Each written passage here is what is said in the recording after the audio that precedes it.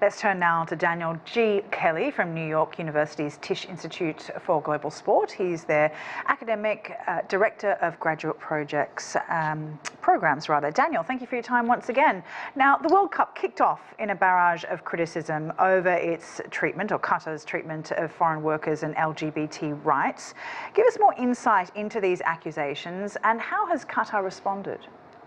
Amnesty International had a running record of about 6,500 migrant deaths since the bid process started, so we say 2010 to current day.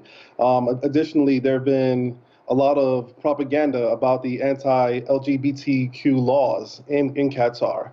The Secretary General of the Qatar Supreme Committee for the Delivery and Legacy of the FIFA World Cup, he has spoken greatly about the measures put in place to acquiesce the groups and to build bridges for improvements of the conditions and possible talks about the future for the migrant workers and their families. And how do you think this might impact the tournament itself? And do you think also there's a way or an opportunity here to build a cultural divide, given that there might be many spectators at the event who've perhaps never travelled to a Muslim country before, where there'll be different sort of social expectations and social mores? Between FIFA and Qatar, they've worked together with the Feel More in Qatar campaign, which has sought to bring to light the expectations of the cultural differences of the Arabic nation of Qatar. And so working with their primary communication standards, as well as establishing a ton of communications through FIFA, the expectations for the social norms have been communicated.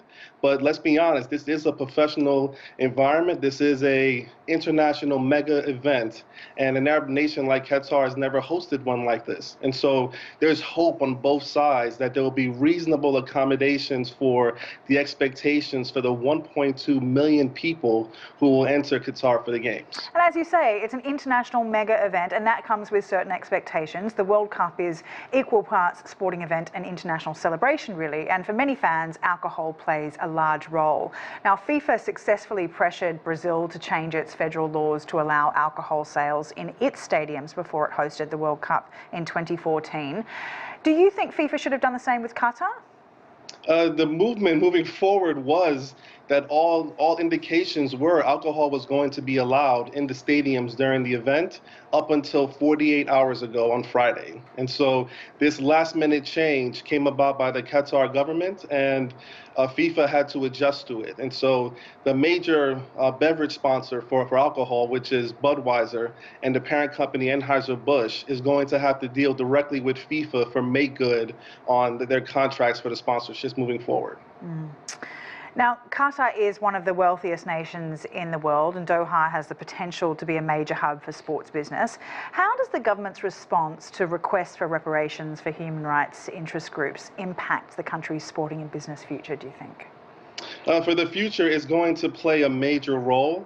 Qatar has interest in potentially bidding with the IOC for the Olympic Games in 2036. And how they handle this international issue with the migrant workers and moving forward with LGBTQ rights is going to play a major role in the determination of Thomas Bach and the next iteration of the IOC standards for the bid process. All right, Daniel, thanks very much for your time. Daniel G. Kelly there from New York University's Tisch Institute for Global Sport.